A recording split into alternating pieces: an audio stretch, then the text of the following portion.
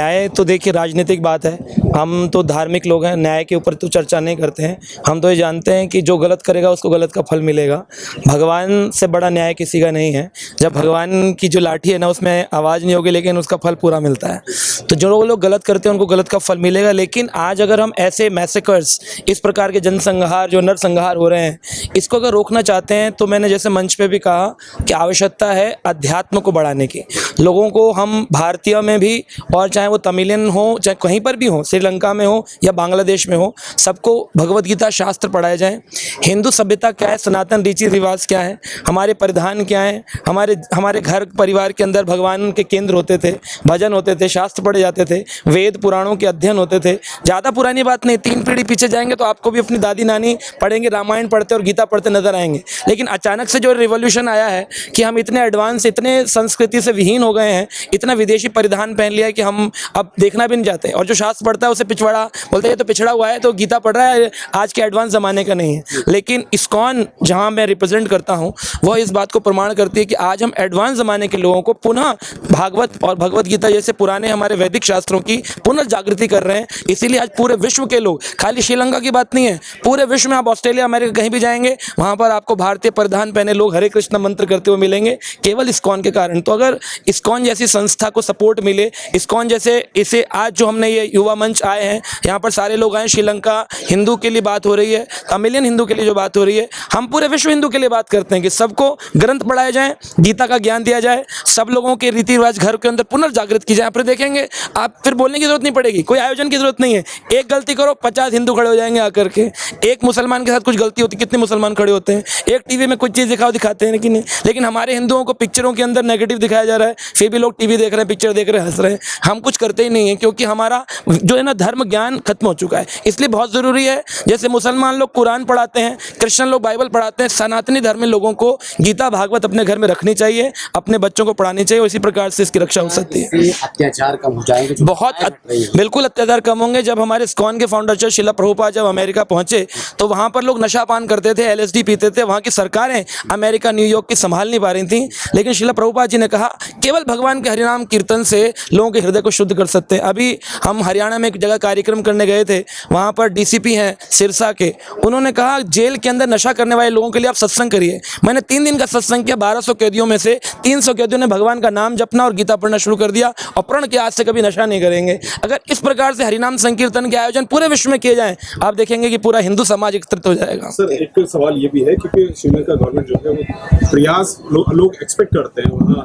जो माइनॉरिटी है, जो तमिल हिंदू है, एक्सपेक्ट करते हैं कि उनको न्याय मिले, लेकिन सरकारें बदलती गई और उनको न्याय नहीं मिला। भारत सरकार से क्या एक्सपेक्ट करेंगे? जब भारत सरकार से एक्सपेक्ट करते हैं, भारत सरकार से एक्सपेक्ट करते हैं जिस प्रकार सभी मुल्कों की इस समय मदद कर रहे हैं, हाथ मिला रहे हैं हमारे देश के प्रधानमंत्री, तो आशा करते हैं कि श्रीलंकन हिंदू के लिए प्रधानमंत्री श्रीलंका के प्रधानमंत्री से हाथ मिलाएं, बैठक करें और उनके हिंदुओं की सहायता करनी चाहिए। विषय जितना गंभीर है, चर्चा भी उतनी ही गंभीर हुई है और ये चर्चा स्थानीय नहीं बल्कि आप मीडिया के माध्यम से पूरे विश्व तक पहुंचाने की बात है कि हिंदू संस्कृति पे किस प्रकार भीषण अत्याचार वर्षों से होता रहा है श्रीलंका में। वो हिंदू मंदिर तोड़ने की बात हो या हमारे लोगों की भाषाओं को खत्म करने की बात हो, उनकी लाइब्रेरी जलाने की बात हो या फिर उनके हॉस्पिटल्स पे जब पूरे मरीज युद्ध के समय जब मरीज हमारे भर्ती थे उस समय बॉम्ब सेलिंग हुई है। इस तरह के दुष्कर्म श्रीलंका के आर्मी ने किया है और वहाँ की सरकारों की सहभागिता इसमें रही है। अंतर्राष्ट्रीय संस्थाओं को हिसाब लेना ही पड़ेगा और अब श्रीलंका को, भारत के लोगों को, हिंदू संस्कृति के लोगों को जवाब देना ही पड़ेगा कि वार क्रिमिनल्स कौन हैं, मानवता के क्रिमिनल्स कौन हैं और इंडिपेंडेंट इन्वेस्टिगेशन की आवश्यकता है। तभी हम वॉर क्रिमिनल्स और हमारे संस्कृति के पे अत्याचार करने वाले और लाखों लोगों के नृशंस हत्या करने वालों को अंतर्राष्ट्रीय कम्युनिटी जब तक उनके अपराधों को साबित कर, जब तक उन्हें सज़ा नहीं देती है, तब तक हमें चैन नहीं लेना चाहिए। लेकिन जिस तरीके से अत्याचार हो रहा है, लगातार घटनाएं घट रही हैं, किसकी गलती मानते हैं, कहाँ कमियां देखने को मिल रही हैं आप? श्रीलंका के एस्टैब्लिशमेंट की कमियां हैं, और जहाँ तक डिप्लोमेसी की बात है, भारत अपने तरफ से पूरी कोशिश कर रहा है। अंतर्राष्ट्रीय स्तर पे सभी को हम आपस में जोड़ रहे हैं, और आवाज़ अंतर्राष्ट्रीय फोरम में भी हम उसी तरह बुलंद कर रहे हैं। और अभी UNHRC की सितंबर में जब 51वां उनका बैठक होना है, उसमें भी भारत की पुरजोर तैयारी है कि इस बात को हम उठाएंगे, और हम अपने संस्कृति के प्रति अत्याचार करने वाले और तमिल हिंदुओं के प्रति अत्याचार करने वालों को के विरुद्ध कार्रवाई करा के दम लेंगे। चार हो रहा है, जिस तरीके से लगातार घटनाएं बढ़ रही हैं, आज उस पर मंथन किया गया, बड़ा कार्यक्रम किया गया, श्रद्धांजलि भी रखी गई है। क्या संदेश जाएगा, क्या कुछ कहना चाहेंगे इस कार्यक्रम में? देखिए, ये घटना 2009 में हुई थी, 14 साल हो गए इस घटना को, और वहाँ 40,000 से 70,000 के बीच की संख्या है जब हिंदुओं को नृशंस तरीके से वहाँ की सरकार ने सुनियोजित तरीके से मारा। तो जब हमारे पड़ोसी देशों में जो अन्य देश हैं जहाँ पे हिंदुओं की चिंता भारत सरकार कर रही है, तो श्रीलंका में जो हिंदू हैं उनकी चिंता और उनको न्याय दिलाने के लिए भी भारत सरकार को विचार करना चाहिए। ये कमिटमेंट कई बार श्रीलंका की सरकार के द्वारा दिया गया कि वो न्याय की प्रक्रिया को आगे बढ़ाएंगे, परंतु पिछले 14 वर्षों में ये देखा गया कि उन्होंने कभी भी United nation human right commission के साथ कॉपरेशन नहीं किया। उन्होंने ना कोई इंडिपेंडेंट इन्वेस्टिगेटिंग एजेंसी बनाई।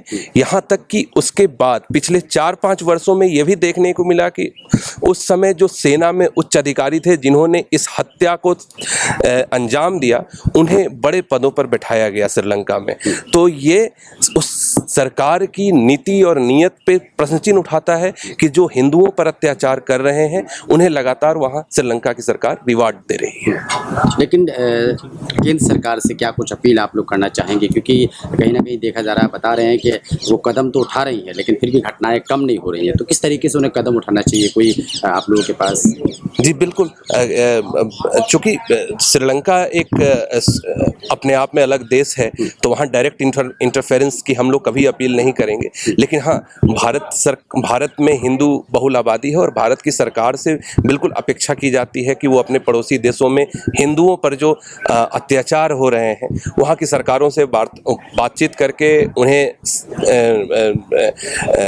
समझाने का, उन्हें नीतियों के तहत कुछ ऐसी नीति का वो किया जाए, इम्प्लीमेंट कराया जाए जिससे हिंदुओं की सुरक्षा की जाए। जैसे आपने देखा होगा पिछले 2-3 सालों में भारत में भी कई ऐसी नीतियां बनी, कई ऐसे कानून बने, नागरिकता कानून में संशोधन हुए, जहां पर पाकिस्तान, बांग्लादेश और अफगानिस्तान के अल्पसंख्यकों और हिंदुओं के को लेकर के एक चिंता व्यक्त की गई।